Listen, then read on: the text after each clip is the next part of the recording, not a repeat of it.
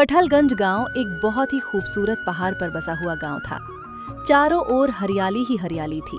बहती नदी, ठंडे ठंडे तालाब, ठंडी हवा और दूर दूर तक फैले हुए कटहल के खेत इस गांव की पहचान थे। कटहलगंज गांव प्रकृति की गोद में बसा हुआ एक अत्यंत सुंदर गांव था। इसी गांव में अर्जुन नाम का एक किसान अपनी पत्नी गौरी के साथ रहता था। अर्जुन अपनी पत्नी गौरी के साथ खेत में काम कर रहा था। तभी गांव का सबसे चतुर और धनवान व्यक्ति सुखदेव वहां आ पहुंचा। एक अर्जुन, तुम्हें और तुम्हारी पत्नी को खेत में मेहनत से काम करते हुए देखता हूँ तो बुरा मत मानना। मुझे खुशी नहीं होती बल्कि बड़ा अफसोस होता है। अर्जुन ने सुखदेव की ओर देखा। इसमें कौन सी नई बात है सुखदेव चाचा? हर किसान को देखकर आपको दुखी होता है। आज तक मुझे समझ में नहीं आया कि आपको खुशी क्यों नहीं होती। सुखदेव ने अर्जुन को गौर से देखा। देखो अर्जुन, मैं एक व्यापारी हूँ और हर किसी को व्यापारी की नजर से ही देखता हूँ। कटहलगंज का गांव कटहल की खेती के लिए प्रसिद्ध है। तुम लोग कितनी मेहनत से धरती का सीना चीर कर कटहल उगाते हो, लेकिन बिकता कितने दामों पर है? जहां तक मैं जानता हूँ तुम लोग बस 2 वक्त की रोटी ही खा पाते हो। हर इंसान 2 वक्त की रोटी के लिए ही रोज लड़ता है। पेट की आग बुझाने के लिए 2 रोटियां काफी होती हैं। हम गांव वाले खुश हैं। सुखदेव ने अर्जुन को गौर से देखा। देखो अर्जुन, तुम अपने गांव के सबसे समझदार व्यक्ति हो, इसीलिए मैं तुम्हें समझाना चाहता हूँ। हमारा कटहलगंज गांव पहाड़ों पर बसा हुआ है। यहाँ सैकड़ों टूरिस्ट आते हैं, लेकिन उन्हें मिलता क्या है? बस कटहल। वो कटहल की तस्वीर लेकर चले जाते हैं। सोचो, अगर यहाँ कटहल की खेती ना होकर 5 स्टार होटल बन जाए तो हमारे गांव का नाम कितना ऊंचा हो जाएगा। किसान वहीं आकर होटल में काम करें तो ज्यादा कमाएंगे, बच्चों को अच्छे स्कूल में पढ़ा पाएंगे और उनका भविष्य भी बन जाएगा। सुखदेव आगे कुछ कहने ही वाला था कि अर्जुन ने हाथ उठाकर उसे रोक दिया। बस सुखदेव चाचा, बस आप क्या कहना चाहते हैं मैं समझ गया हूँ। आपको बस एक लाइन में अपनी बात समझा देता हूँ। आप चाहते हैं ना कि किसान अपनी जमीन बेचकर 5 स्टार होटल में वेटर की नौकरी करे।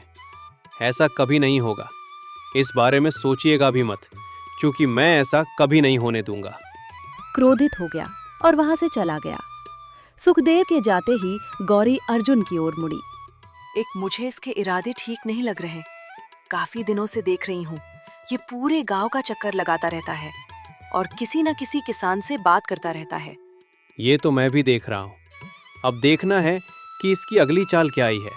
कुछ देर बाद सुखदेव अपनी हवेली पहुंच गया। वो गांव का सबसे धनी व्यापारी था। तभी वहां एक कार आकर रुकी। कार से एक मोटा व्यक्ति बाहर निकला। वो कोई और नहीं बल्कि शहर का सबसे बड़ा बिल्डर राजेश अग्रवाल था। राजेश अग्रवाल को देखकर सुखदेव के होठों पर मुस्कान आ गई। मैं तुम्हारा ही इंतजार कर रहा था मिस्टर राजेश। मिस्टर सुखदेव, इंतजार की घड़ियां अब खत्म हो गई हैं। मैं ये जानने आया हूं कि आखिर कब तक इस गांव की जमीन मेरे नाम हो जाएगी। न जाने कितना पैसा मैं तुम्हें दे चुका हूं। हर बार तुम कहते हो कि जल्दी ही कटहलगंज की सारी जमीन मेरे नाम हो जाएगी, लेकिन अभी तक एक भी जमीन मेरे नाम नहीं हुई। बस मुझे कुछ दिनों की मोहलत और दे दीजिए, मैं प्रयास कर रहा हूँ। ठीक है, मैं तुम्हें 1 महीने की मोहलत और देता हूँ। उसके बाद या तो जमीन मेरे नाम होगी या तुम मेरा पैसा वापस करोगे। पार्टनरशिप का सपना भूल जाना। तुम जानते हो मैं यहाँ 5 स्टार होटल क्यों बनाना चाहता हूँ। ये गांव पहाड़ों पर बसा है। यहाँ नदियां हैं, तालाब है, जंगल है और तुम्हारे गांव वाले मामूली कटहल की खेती कर रहे हैं। आज के जमाने में कटहल कौन खाता है? जमाना चाउमीन, मोमोज और बर्गर का है। कटहल पुराने जमाने की बात हो गई। आप चिंता मत कीजिए, मैं अपने मकसद के बहुत करीब हूँ। इसी में तुम्हारी भलाई है। अगर 5 स्टार होटल यहाँ बन गया तो मैं तुम्हें 50% का पार्टनर बनाऊंगा। हर महीने करोड़ों की आमदनी होगी। तुम्हारे किसान 5 स्टार होटल में छोटे मोटे वेटर की नौकरी करेंगे और उतना कमाएंगे जितना आप पूरे महीने कटहल बेचकर भी नहीं कमा पाते। इतना कहकर राजेश अग्रवाल वहां से चला गया। सुखदेव अकेला खड़ा रह गया। वो अपने आप से बड़बड़ाया। बहुत हो गया। सोचा था अर्जुन मेरी बातों में आ जाएगा तो सारे गांव को समझाना आसान हो जाएगा, लेकिन अब लगता है ये काम मुझे अकेले ही करना पड़ेगा। अर्जुन को तो मैं बाद में देख लूंगा। अगले दिन सुखदेव पूरे गांव में जगह जगह घूमने लगा वो लोगों को अपने झांसे में लेने और उन्हें अपने पक्ष में करने की कोशिश करता रहा। तभी बलराम नाम का एक व्यक्ति सुखदेव से बोला, सुखदेव, हम सब या तो अर्जुन की बात मानते हैं या फिर अपने गांव के मुखिया की।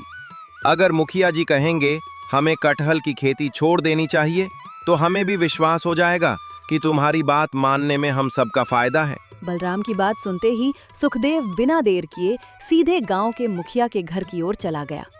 सुखदेव मुखिया से बोला, मुखिया जी, मैं गांव को तरक्की की ओर ले जाना चाहता हूं, लेकिन इसके लिए मुझे आपकी सहायता चाहिए। तुम्हारा कहने का मतलब क्या है सुखदेव?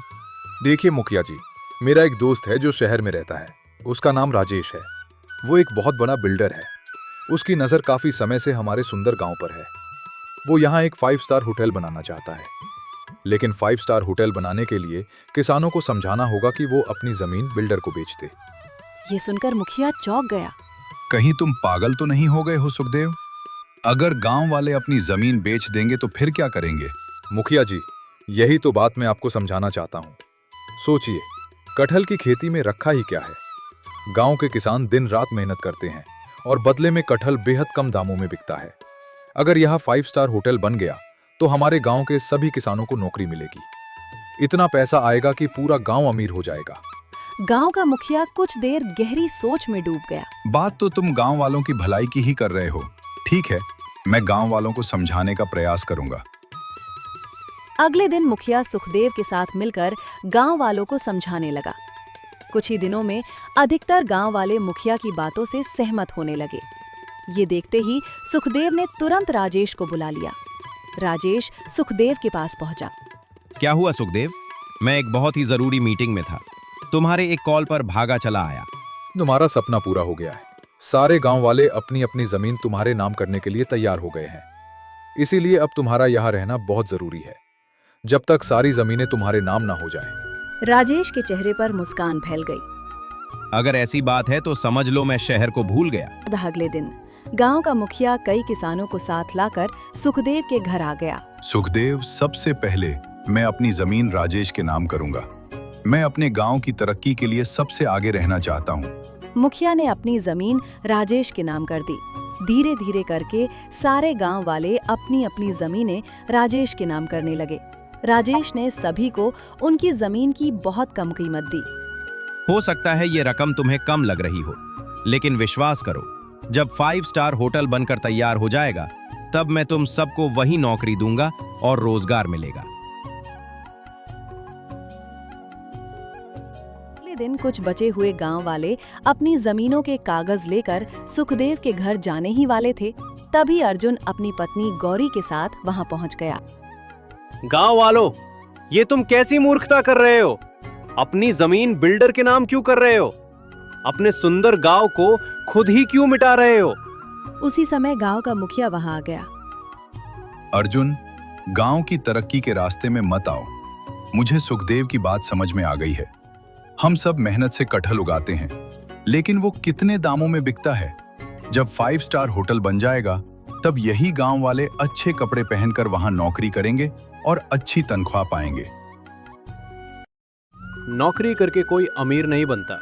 सोचिए, आज आप सब अपनी जमीन के मालिक हैं, लेकिन जब सारी जमीन बेच देंगे तब दूसरों के इशारों पर काम करने वाले मजदूर बनकर रह जाएंगे, और मजदूर कभी अमीर नहीं बनता।